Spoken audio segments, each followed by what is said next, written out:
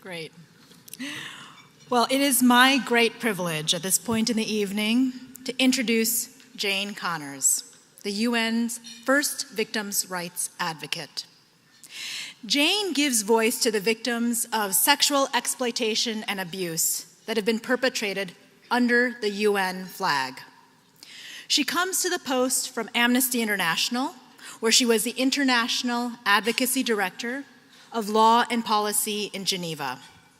Prior to that, she held various leadership positions throughout the UN, including as chief of the Women's Rights Section for the Division of the Advancement of Women. Before joining the UN, Jane was a law professor in the UK and Australia. I got to know Jane through our work with the UN Gender Network. The UN Gender Network is a collaboration. It seeks to evaluate gender equality policies within the United Nations. Because after all, if the UN is going to lead on women's rights, it is critical that it leads by example. It's an objective that is right on point with Jane's current mandate. As many of you know, the UN designates peacekeepers in countries torn by conflict to create conditions for world peace and security. Yet, peacekeepers have been involved in exploitation of poverty and violations of the very human rights they are there to protect. Within the first half of 2017, at least 55 UN peacekeepers stationed in UN missions around the world were accused of sexual exploitation and abuse of civilians. In Liberia, peacekeepers engaged in sex for food abuses, selling food for sex from girls as young as 8. And despite this rampant abuse, there is no one single policy on gender equality across the entire UN. 11% of UN departments do not even have a policy on sexual harassment, assault, and exploitation. It's these kinds of circumstances that make it critical that we hold agencies like the UN to the same standards they set forth. So tonight, we are delighted to congratulate Jane in her new post and look forward to supporting her as she works to end abuses against the most vulnerable. And as you have no doubt guessed, Jane is very hardworking and quite steadfast under great pressure. I met Jane at breakfast after a workshop one morning. It was the day before a major UN deadline, when shadow reports for several countries were due. I was lamenting how I needed to get to an office right away because I had an entire UN report to write in just one day. Jane, in her calm, unflappable manner, nodded knowingly and said, "I know what you mean. I have 9 to do before the deadline." It is an honor to present our 2018 Dawn and Arvon Fraser Human Rights Award to Jane Connors. Please join me in welcoming Jane.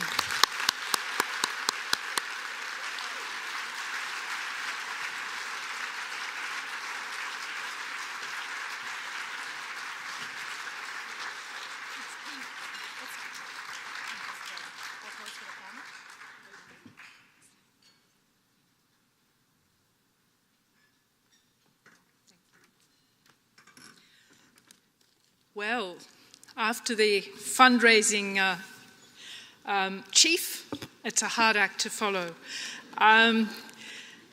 Thank you so much, Rose. Let me say how honoured I am to receive this year's Dawn and Arvon Fraser Human Rights Award. I'm also mildly intimidated being in a railway carriage track and seeing in front of my eyes many people, but it's a bit dark and I've also got that light in my eyes. I'd like to thank the board, the staff and volunteers of the Advocates for selecting me to receive this award.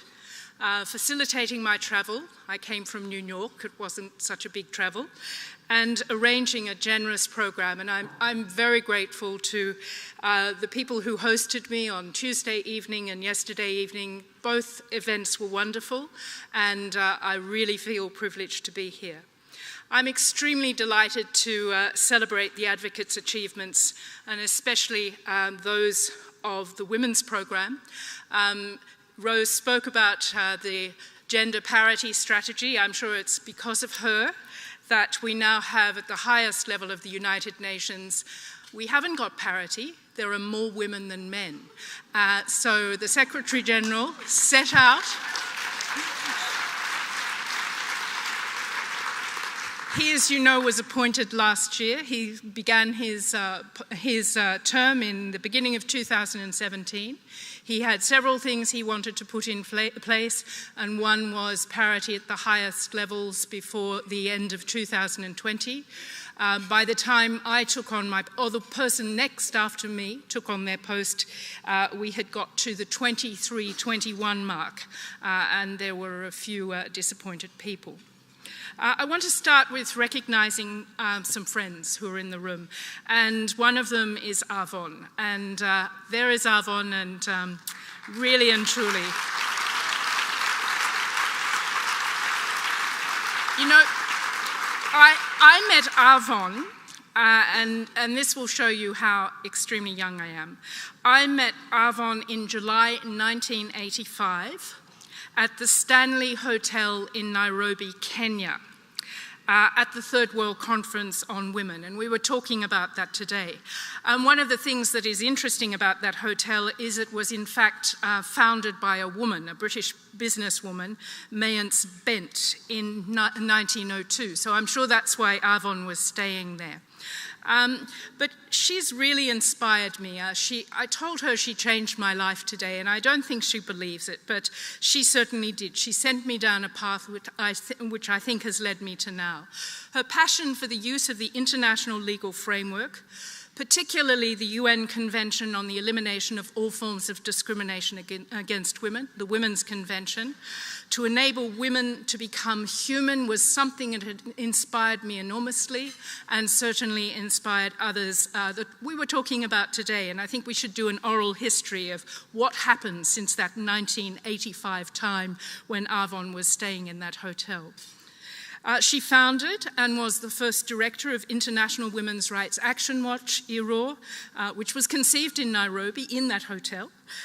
It's a worldwide network of women's human rights activists from different regions, cultures and religions who share a dedication to women's equality. And I'm proud to be part of that network from 1985 to now. Marsha Freeman, I'd like to say, there is Marsha, the current director of IRO. She's got several functions at the University of Minnesota, and I'm very affectionately disposed towards her because she co-edited the leading commentary on the Women's Convention, in which I have 2 chapters, and we won't go into the pain that involved. Rose, well, what can I say about Rose? Yes, I met her. I found her wonderful. I'm very happy to have met her parents tonight. She really has profoundly contributed to improving women's and girls' enjoyment of human rights along with her colleagues. David Weisbrot, he was here earlier this evening, distinguished member of the Minnesota University Law School faculty. He held many UN human rights mandates, and I worked in the Office of the High Commissioner for Human Rights, and he's one of the founders of the Advocates. Robin, now what can I say? I'm not going to say anything. We've seen her, and I'm just so happy about the work she does, the work she directs with regard to the UN, and I want to ask her to do some more, and you'll hear that a bit later. I wanted also to recognise and congratulate Genoveva. This is a big job. You can always come to me and I'll be able to give you advice, but you have to do the job. And of course, I can't see, but I think Finola Neolin, the Human Rights Council Special Rapporteur on the Promotion and Protection of Human Rights and Fundamental freedoms while countering terrorism is here over there somewhere. It's always wonderful in the UN because there's snappy titles like that. And what they say is the rapporteur on terrorism. Now, would you have a rapporteur on terrorism? I don't think so.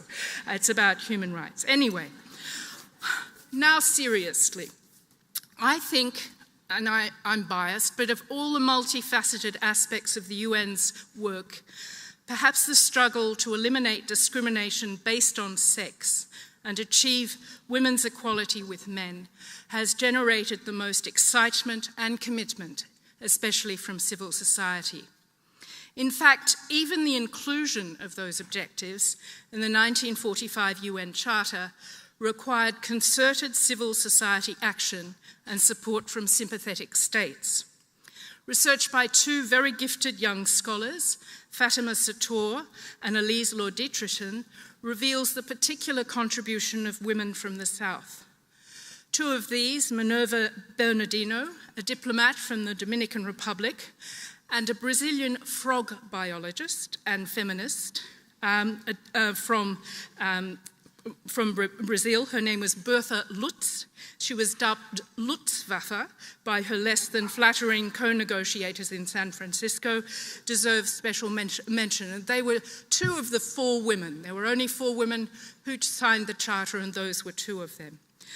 But the reaffirmation of the equal rights of men and women in the Charter's preamble, its reiteration of the principle of non-distinction on the basis of sex in 3 of its articles, and its firm opposition to the imposition of any restrictions on the eligibility of women and men to participate in any part of the UN's work, set the stage for the creation of dedicated international standards, intergovernmental and expert mechanisms, and UN agencies directed to realising non-discrimination against women and their equality with men. The Women's Convention, which we often describe as the International Bill of Rights for Women, is the core international standard. Again, it was the outcome of the determination of international women's rights advocates, both women and men, inside and outside government, to embed a comprehensive treaty setting out women's human rights and the means to overcome obstacles to their full implementation at the heart of international human rights law. It sets out steps states are required to take to eliminate discrimination against women and ensure equality with men in the civil, political, social, economic, and cultural spheres. By requiring states to take appropriate measures to eliminate discrimination against women by any person, organisation, and enterprise, including in the family, the Convention provides the legal basis to expand the focus of human rights advocates beyond the traditional human rights violations by states in the public sphere to those which occur in the private, including the most intimate settings, often through actions of spouses and partners. It introduces the notion of substantive equality for women, making clear that although the state's laws may not overtly discriminate against them, they will not be considered equal until they enjoy, in fact and in reality, the same opportunities and privileges as men. Where this has not been achieved, the Convention requires the introduction of laws and policies, including carefully tailored temporary special measures, such as affirmative action. And by calling on states to take appropriate action to modify the social and cultural patterns of conduct of women and men to eliminate stereotypes, the Convention demands no less than the transformation of societies, communities, and families to achieve full gender equality. Now, next year, on the 18th of December, we will celebrate 40 years since the Convention was adopted by the General Assembly, so it's quite grown up now. And we'll also celebrate the fact that with 189 states parties at this stage, hopefully there will be a few more by the end of next year, it enjoys almost universal acceptance. Now, the United States is not good at clubs, as you know. It is not part of that club. There's a small minority of states which has its own club, and the US is in that, along with, for example, Palau, Iran, Sudan. I will not go any further. Last Tuesday also, as you know, it withdrew from another club. And that club, the Human Rights Council, is one where a lot has been done to advance the human rights of women. It's got bad points, it's got not so good points, but it's got extraordinarily good points. And I know, and I heard this evening, that the advocates are really on both cases, and I hope they don't forget the convention when they focus their attention on the Human Rights Council. Now, I'm an optimist, and I have to be, because why would I work in this area if I weren't? But great strides have been made towards the achievement of gender equality since the Convention's adoption. And much of it is because of its existence and the language it has, because they both capture the imagination. Countless civil society organisations, including the advocates, of course, and I went to its website, I typed in CEDAW and I got 18 pages. And individual women and men have relied on its obligations and the ways it and the procedures and outcomes of its oversight committee can be used to improve the lives of women and girls. Civil society also sustained the momentum to strengthen the committee and drove the crafting and adoption almost 19 years ago of the Convention's optional protocol, which invested it with petitions and inquiry competence. Countries around the world have used the Convention's language and the Committee's recommendations to revise constitutions, change discriminatory laws and policies, and influence other states to do the same. Judicial bodies at international, regional, and national levels have relied on these to reach positive decisions on women's and girls' equality, creating what I see as a feminist jurisprudence.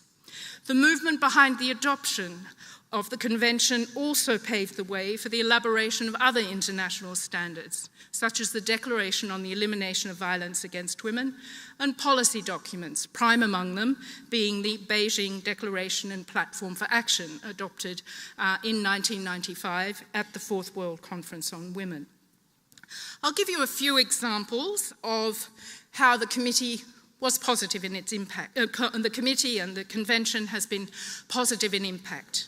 In 2007, in Ghana, pressure from human rights advocates led to the adoption of a Domestic Violence Act based on the committee's interpretation of discrimination against women. In the same year, Mexico adopted a general law on women's access to a life free from violence. In Turkey, civil society used the committee's reporting process to support the establishment of its first domestic violence shelter. In Hungary and Brazil, the committee's decisions in cases where reproductive health rights had not been fulfilled resulted in institutional change and individual reparations, including compensation. And we've already heard that Jordan, Lebanon, and Tunisia in the last year repealed provisions in their penal codes allowing rapists to escape punishment if they married their victims.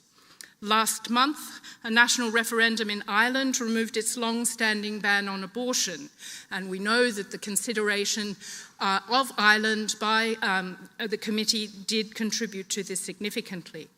In Saudi Arabia, well, they'll be able to get into a car and drive and not be arrested. Of course, they'll be arrested for other things. If they get into a car and drive and say something like women's rights, they might be arrested.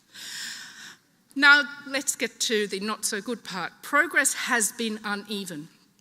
And I just want to remind us all that in September 2015, UN member states adopted the 2030 Agenda for Sustainable Development, which agrees 17 goals and 169 targets designed to eradicate poverty, reduce multiple and intersecting inequalities, address climate change, which of course doesn't exist, end conflict, sustain peace, and leave no one behind. And leave no one behind is something we should focus on. Again, women's rights advocates from all parts of the world were vigilant and sometimes disruptive, and used the Convention and the Beijing platform to ensure that the commitment to gender equality in that agenda is manifested in a dedicated goal and cuts across all the others. Their message was clear. Development will be sustainable only if it benefits equally women and men, and women's human rights will be a reality only if they are part of a broader effort to ensure people can live with dignity and respect. Now, we've had 3 years since that adoption, almost, and UN Women has taken stock of what has happened. And things are not that great. What a surprise. Large-scale extraction of natural resources, climate change, and environmental degradation are advancing, undermining the livelihoods of women and men, particularly in the developing world. And in some ways, much of the world is developing now. The global economy is suffering after a decade of crisis, recession, and austerity measures. Millions are being forcibly displaced through conflict and humanitarian catastrophes. And we see, of course, a rise in populist, exclusionary, and fear-based politics. Many women and girls suffer discrimination and violence and are indeed left behind. In fact, very often, very far behind. The very idea of women's human rights faces resistance, often justified by culture, custom, tradition, and religion. This also plays out in UN fora, where highly organised norm spoilers, as Rebecca Sanders calls them, seek to roll back agreed standards. Setbacks are legion. We've heard of Russia's decriminalisation of some acts of domestic violence. We all know about the US Attorney's decision to take this narrow approach to asylum claims, where lack of protection stems from domestic violence and other gender-based harms. There's the pandemic of violence against women and girls, and that includes new, very unpleasant forms, such as those mediated through cyberspace, and the persistence of legislation in 104 economies restricting women from working in sectors such as mining and construction. On top of this, civil society space is shrinking in many countries. Women human rights defenders are targeted, often by gender-based violence, by the states and also by non-state actors. So we face many challenges, but there are positive signals, such as the creation by the Secretary-General of my role, that of the UN Victims' Rights Advocate. I see this as a natural progression from the principles of the Charter, the Universal Declaration of Human Rights, the Women's Convention, and other treaties and declarations. But I want to be very clear. Thousands of women and men who work for the United Nations uphold its values and often work in situations of great personal risk and sacrifice. In fact, in the 18 months ending at the 31st of December 2017, 140 UN staff lost their life in service. In fact, because the UN was targeted by various rebels and so on. But our work, especially in the field, has been undermined by these allegations that Rose spoke of: sexual exploitation and abuse against the women, children, and men we have pledged to protect. And these allegations have not only been levelled at peacekeepers. Everybody thinks about peacekeepers, the blue helmets. They're not only uniformed personnel, but they're also associated UN forces and civilians in peacekeeping contexts. And they're also staff in humanitarian contexts, not peacekeepers, as well as staff, as we saw today, very sadly, with regard to one very well-respected non-governmental organisation who deliver our programs on the ground. Now, the reasons for sexual exploitation and abuse in these contexts are depressingly familiar to those of us who work in women's human rights. Gender inequality, abuse of power, profound vulnerability and disempowerment of populations, stigma and stereotyping, and opportunity linked to impunity. These conducts strike at the dignity of their victims, compounding existing suffering. They also undermine the UN's work generally and compromise its reputation and credibility. But even worse, by destroying the trust that those we are there to serve, they put vulnerable populations at even further risk. Now, last year, the Secretary General, in fact, in his first week, put together a group of people to come up with a new strategy, because this has been ongoing for many years. And by March, he launched a new system-wide strategy which prioritises the rights of victims, combating impunity, building a multi-stakeholder network of support, and reorienting our communications towards transparency. And what he meant there is we are not going to duck and dive. We're going to say, yes, this happens, and we're going to act. The role of the victims' rights advocate is its centrepiece. So my role is this centrepiece, and there's no pressure there. It's a new idea for the United Nations. The idea of having a victims' rights advocate for anything is entirely new. Because with this, the UN tends to take a conduct and discipline approach, or look out for the perpetrator approach, rather than thinking about exactly what happens to the people who are hurt. But it's not an idea that's new in some states, including in the United States, where I've been happy to be interacting with some of the victims' rights specialists in state offices. And there, much has been done to place the perspectives of victims of crime at the centre of justice response.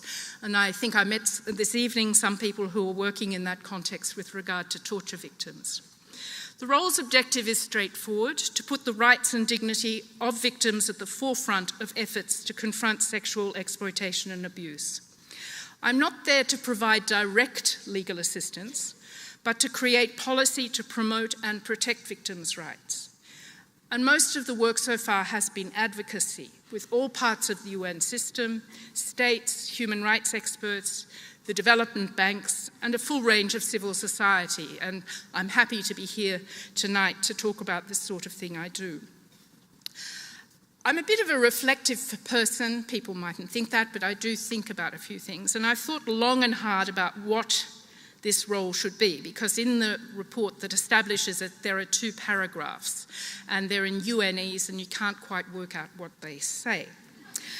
So I've thought about it a lot, and one thing I've also thought about is, does this role raise expectations which can't be fulfilled and perhaps make things worse?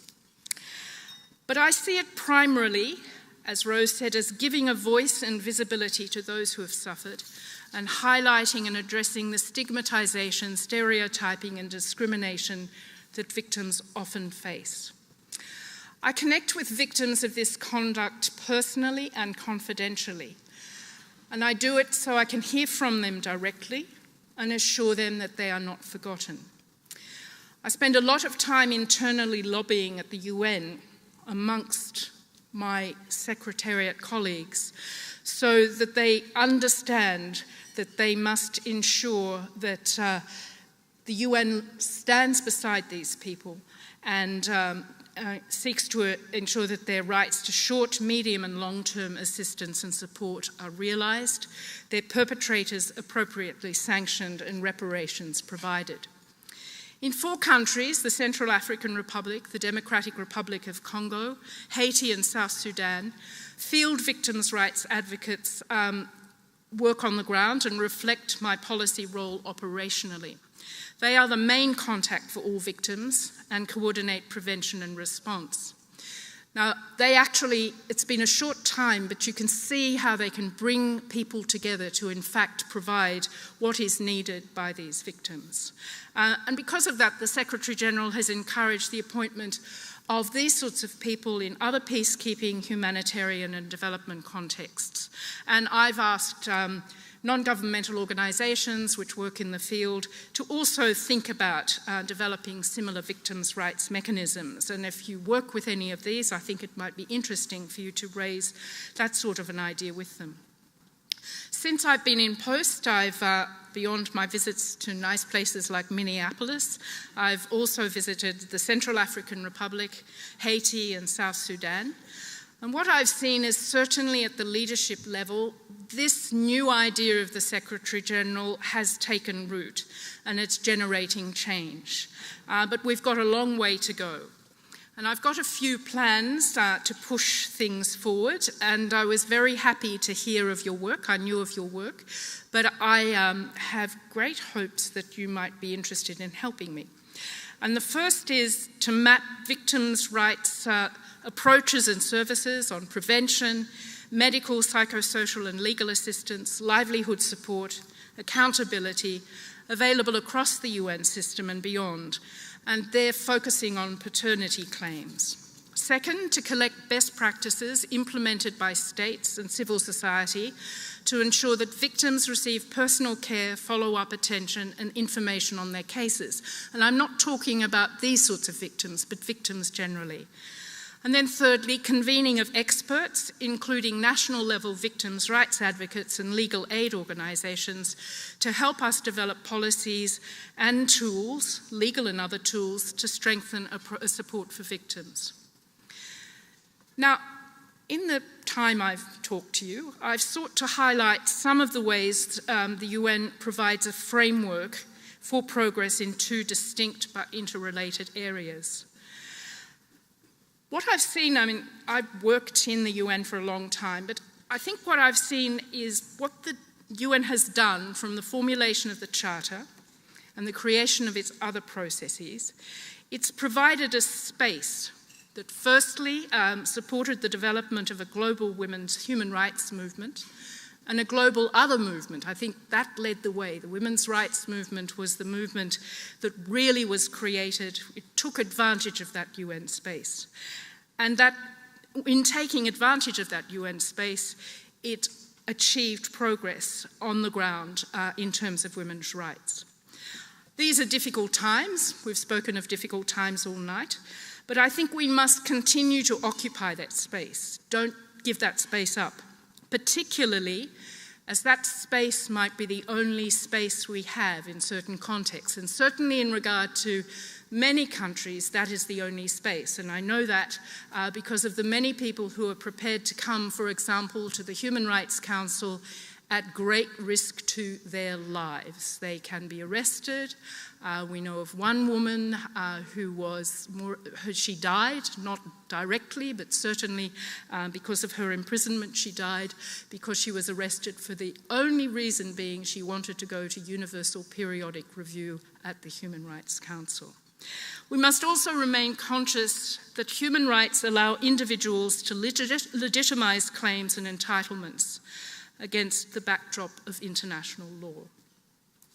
Now, moving to victims' rights, the UN is beginning to recognize these, but their access in the area I work in to justice and accountability is often elusive.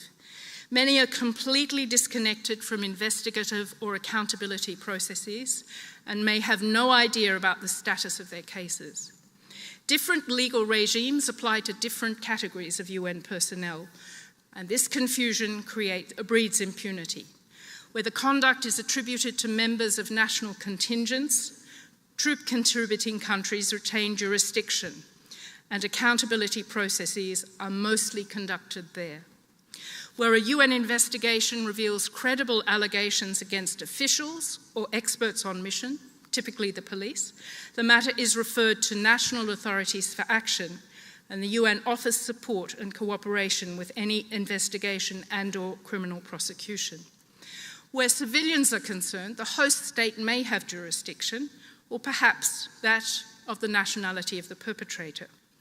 The criminal accountability of non-UN forces depends on the arrangements in place in each instance, such as bilateral arrangements between the contributing state and the host state. So you can see this confusion creates that notion that there is impunity. There is not impunity, but the confusion leads to a notion of that. Now, what we urgently need is a human rights perspective to inform our approach to accountability and justice for victims of sexual exploitation and abuse. I was in Haiti in April, late April, and I met individually with 20 women who were accompanied by their children. those women, those children had been fathered by people who worked in MINUSTAH. And those women are still waiting for those men to be held accountable with regard to their children in some way. And you could imagine these meetings were extremely hard for the women, hard for me. And I think groups such as yourselves, your supporters, must really think about this area, push the UN to be more imaginative and resolute in prevention, in realising accountability and combating impunity. So thank you so much for tonight. It's heartwarming to see so many really convinced people, so many energetic people and so many extraordinarily generous people with regard to human rights in general, women's human rights in particular. But I really count on your support if you think this is an area that the advocates might be interested in, you as volunteers might be interested in. I am the victims' rights advocate. Thank you.